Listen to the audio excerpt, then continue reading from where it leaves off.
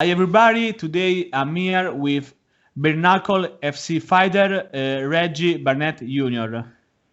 Reggie, thanks for your time. It is a pleasure to talk with you.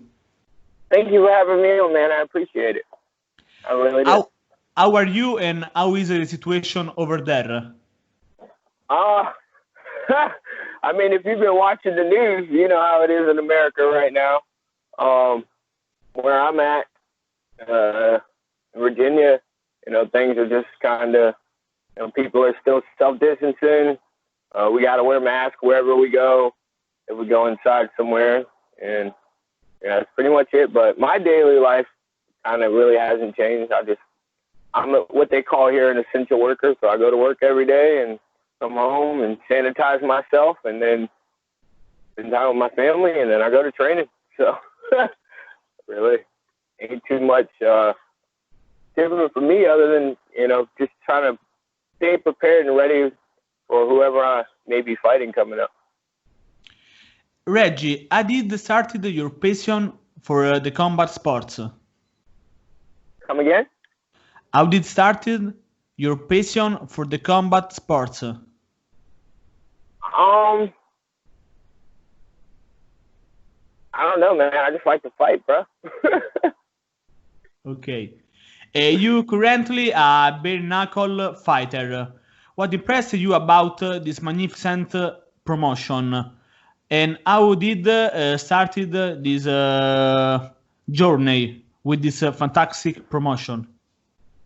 Um, bare knuckle, Dave Feldman had been trying to get it off the ground for a while, and we went to, I guess, their first tryout they had in Philly. I can't even remember what year that. It was either 2016 or 2017.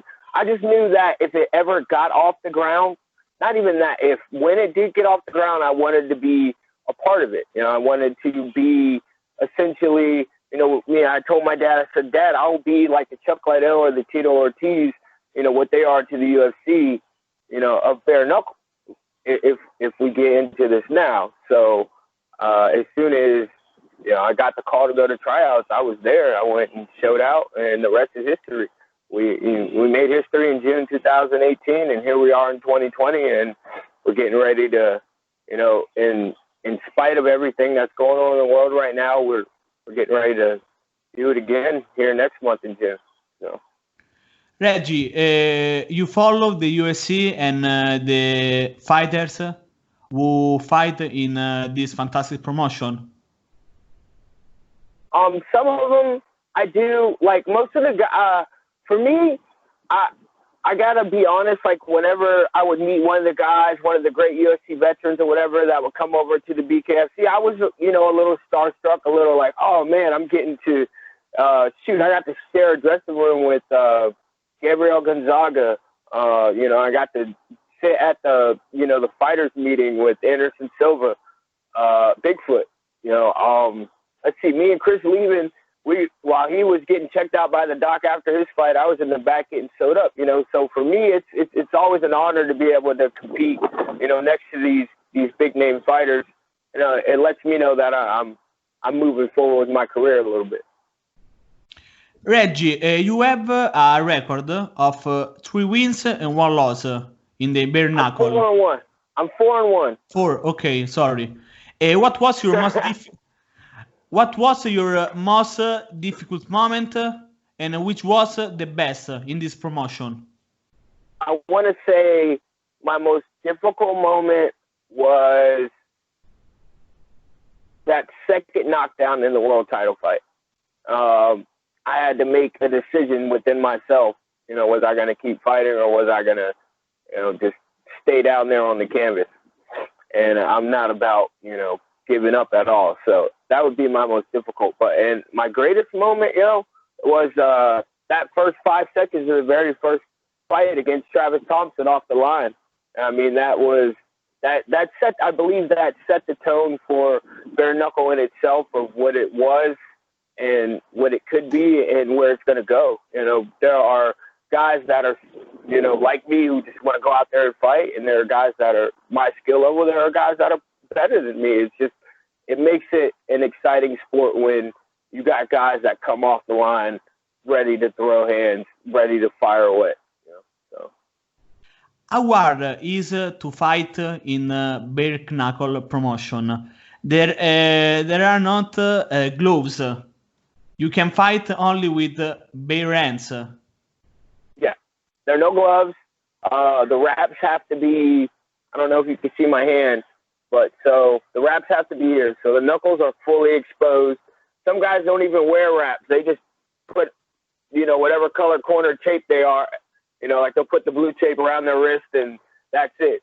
And I mean, honestly, I think it's actually, if you're tactful and skillful at it, it's a little easier because when you have gloves on your hands, it's a little harder to, manipulate or whatever. I have full use of my hands, so not only can I use them to throw punches, but I can also use them to control my opponent.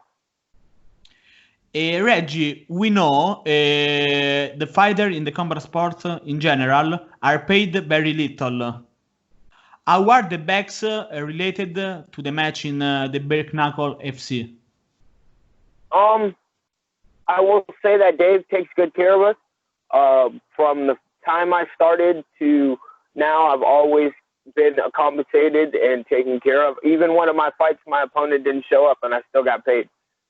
So you can't complain about that at all. He takes good care of us. I will say what you bring to the sport, your level of competition, and then also, I guess, your media presence and your advertisement presence also kind of dictates, how much more money you are able to make, of course. But I guess that's with any sport and any promotion, your value to them also increases, the value of what you get in your pocket. Reggie, in boxing, you have a record of 6 wins and 2 losses. Yeah. Would you like to go back to fighting in boxing? Of course. It's crazy. I wasn't going to tell anybody this plan because we were like, oh, you don't tell anybody what you plan to do. You just do it. This year, I wanted to do that first bare knuckle fight. I had a planned boxing match the very next month, another boxing match, and then I was going to go back to bare knuckle, and then the rest of the year I was going to compete in MMA. I have been practicing my jiu-jitsu for the last couple of months now. I have my buddy that we work together every day. He's a little higher level jiu-jitsu than I am, so we've just been training, and he's helping me get better at that. So honestly, I wanted to compete in every sport. My goal was to be, I guess, one of the first combat sportsmen to compete in every combat sport within a year's time. But it's not possible anymore. It's just not going to happen in any fashion with the coronavirus and everything. So how are things in Italy, though? Are y'all like super locked down or? Now, from 1 week, we can go to the gym. From the 5th of June, we do sparring again. Okay. All right. Well, our gym opens on June 1st. The same over there? June 1st, our gym opens back up, but we're not allowed to do any contact, no mitt work, no sparring or anything until July 1st. Here, the BJJ is stopped. It's still stopped. Yeah, there's no, like I said, there's no Brazilian jiu-jitsu training. Like I said, my buddy, we work together every day, side by side underneath houses. So we're like, well, there's no point in not still practicing. Reggie, would you like to face someone in the future? Oh yeah, there's plenty of people that, of course, that I would like to fight. We already know right now that we're campaigning to fight Dat Gwyn on June 26th. I'm still the #1 contender at 135 behind the champ.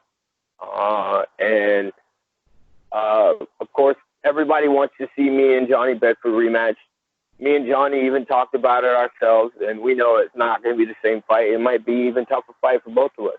But at the same time, I feel like Dat Gwyn has kind of tried to push me aside and demean my skill level and me as a fighter in the BKFC, and his way to the champ is through me. I told him that. He knows that, and he's just made every excuse in the book to not have to fight me. So hopefully he'll put his name on that dotted line, and we'll fight on June 26th when at BKFC 11. I've been training full time still. I'm in shape. I'm ready to go. If they called me tomorrow to take another fight, I could. But like I said, I'm a bare knuckle fighter. I love bare knuckle. That will be, where I'll always want to be first. But I will box again. I want to do professional kickboxing, and I'm definitely getting back in the cage before I retire. Because I'm sure you have my MMA record sitting in front of you right now, and I'm not retiring with any of my combat sports records on the losing side. So, what are your plans for the future? Career in bare knuckle, boxing, or MMA? Hold on, Don. I'm sorry, my daughter's calling me. Let's see. Of course, we're gonna make another world title run for bare knuckle. That is a given. That is one thing that I will push for, and I will dedicate myself to, train hard, and do whatever I need to do to put myself back in title contention. As far as boxing goes, I've been boxing all my life. It's kind of second nature. I just love to do it, and I always like to challenge myself. So we fight undefeated fighters. That's it. That's all I'm gonna box is undefeated. I think if you could see my record, I think my first fight, I fought a guy who had a crappy record, get my foot in the door. My second fight, I fought a guy who was making his pro debut. I fought Shane Tyner, who had already fought in the cage before. For some reason, he challenged me to a boxing match, thinking that he could beat me there, and I knocked him out in the same fashion I did in the cage fight. So, and then from there, it's been nothing but undefeated fighters, and I'll continue to fight undefeated fighters. Win, lose, or draw. My only losses are to undefeated fighters, and that's it. I'm the O snatcher when it comes to the boxing. And a lot of these guys realize that, so, and they know I'm not a pushover fight, so they're not willing to put their O on the line against me unless, it's a guy who's 16, 17, 18 and 0. And I mean, I ain't no chump, but I'm also not stupid, and I got a family to feed, so I'm not gonna jump in there with you guys and diminish my value, to being, that guy who's willing to go and fight those undefeated fighters. Reggie, thanks for your time for this interview. It was an honor. I'm sorry for rambling a little bit. My bad. It was an honor to talk with you. Do you have something to say to your fans? Definitely. Of course, I got something to say to my fans. Check this out, y'all. BKFC 11 is coming to Plant City, Florida on June 26th. We all know that I'm the #1 contender at 135 pounds. Jack Glenn, step up, sign the contract. Let's go put on a show for the world. Win, lose, or draw. Let's just go out there and be men about it. We can shake hands afterwards, and give the fans right now. The world needs something to cheer about, something to root for. So come on, Dad, step up. Let's do this. And to my fans, family, and friends, thank you all so much for your support, your love. Everybody, stay healthy, stay blessed, and help one another, don't hurt one another. And Michael, thank you so much for having me on. I appreciate it. Make sure you tune in to June 26th. That's all I got. Thank you, Reggie. See you the next time. Thank you.